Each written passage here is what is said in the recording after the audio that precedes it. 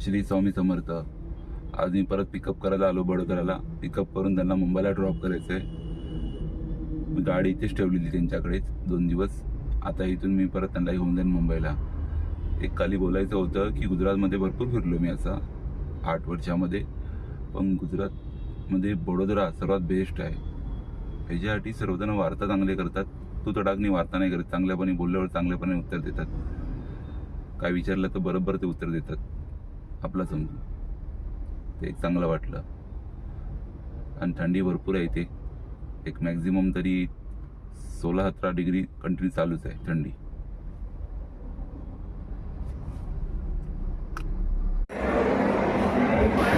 बडोदरच्या मॉलमध्ये आलेलो, जरा फिरलो इथे. क्राऊड तर भरपूर होता आणि बॉर्डर दुकानाची सर्व दुकाने लागलेली भरपूर मोठ्या. नंतर तिकडून मला आउट स्टेशन एक ट्रिप पण लागली. नंतर तिकडे जेवलो. आउट स्टेशन ट्रिप नाही गेली, प्रायव्हेट ट्रिप होती माझी ऑलरेडी. मग मी 5 वाजता जस्ट निघालो बडोदरावरनं मुंबईला. ट्रॅफिक तर नव्हती, सर्व सुट्टी होती म्हणून सर्वांना गाड्या रस्त्यावरती कमी होते. रस्ता पण भरपूर चांगला होता. भरपूर फटाफट निघालो. बडोदरावरून लगेच करेंट हायवे होता.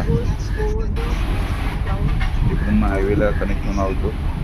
हायवेला CNG नाही, पेट्रोल आहे. पेट्रोल मुंबईपासून बडोदराला 10 रुपये सुटत आहे.